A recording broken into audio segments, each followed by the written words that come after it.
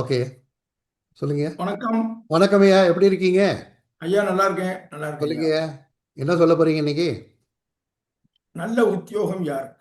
நல்ல உத்தேகம் யாருக்கு? Today our guruji is going to talk about who will get the good job.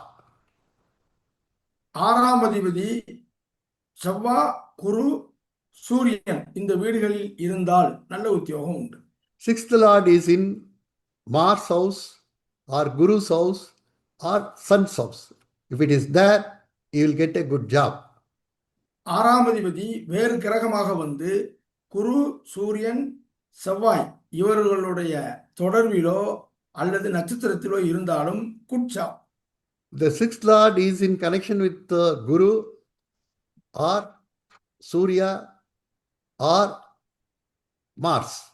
If there is any connection with for the sixth lord and it is in the nakshatra also, it's a good job. 5, 9 கூடியவராக சூரியன், குரு, செவ்வாய் ஆதிபத்தியம் பெற்று லக்கணத்திற்கு 6ஆம் இடத்தையோ 6ஆம் அதிபதியோ தொடர்பு கொண்டாலும் நல்ல உத்தியோகம் உண்டு. If that Guru or Mars or Sun comes as a fifth lord and ninth lord and aspecting the sixth house and sixth lord from Lagna, it is also good. They will get a good job. சிலர் அரசாங்கத்தில் இருப்பாங்க, ஒரு சிலர் அரசுக்கு சமமா private கம்பெனில நல்ல ஒரு ஸ்டேட்டஸான ஒரு பொசிஷன்ல இருப்பாங்க.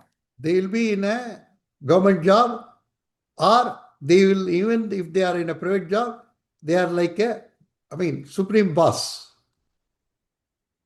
இந்த அமைப்புல வேறு கிரகங்கள் தொடர்பு கொண்டா சற்று தாமதமாகுமோ தவிர இந்த நல்ல ஒரு பலனுங்கிறது கிடைச்சே தீரும்.